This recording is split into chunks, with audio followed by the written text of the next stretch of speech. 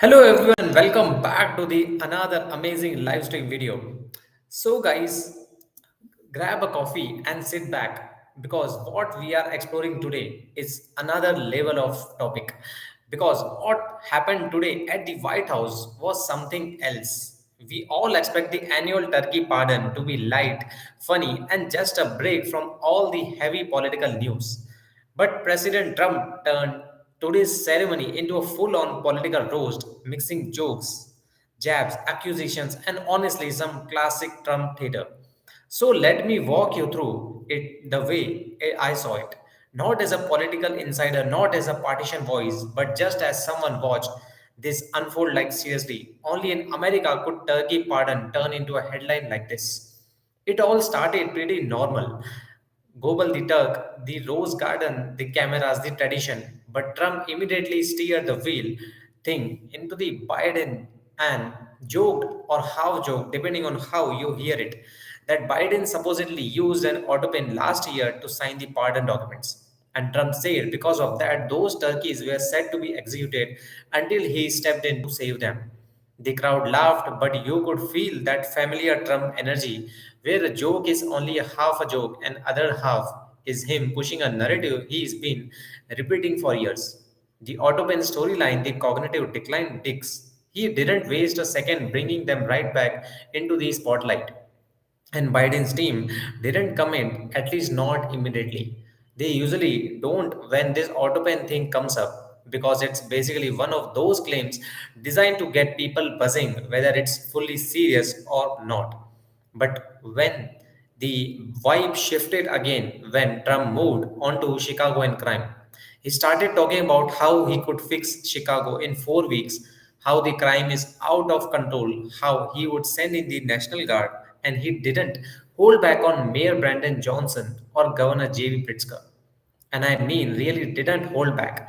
He called Johnson incompetent and Pritzker a big fat slope. His words, not mine, and told them to get their act together and invite him in the middle of a turkey pardon.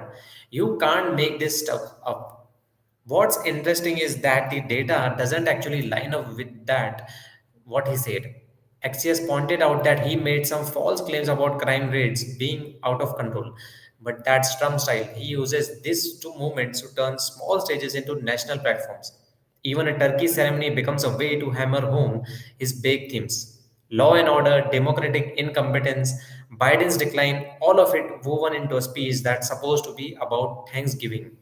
And look, this isn't new. Presidents use the turkey pardon every year for humor, for little digs, for playful shots. Biden did it, Obama did it, Trump did it in his first term. But the tone today was different, sharper, more political, more like a campaign mode disguised as holiday tradition. And then, in the middle of all of that, there is Gobel and Weddle, the turkeys. Gobel kept interrupting Trump with these little gobbles like he wanted to argue. Weddle didn't even show up. Trump joked about it but didn't explain why the bird built. Honestly, Weddle had the right idea. If I had to choose between a quiet barn and being in the middle of a Trump press conference, laugh roast, I might go missing too.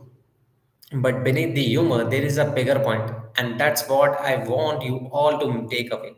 Politics today doesn't have off days anymore, not even on Thanksgiving week, not even during a ceremony that's supposed to make people smile. It's all campaign mode all the time, and Trump, more than anyone, knows how to use any moment, literally any moment, to dominate the conversation.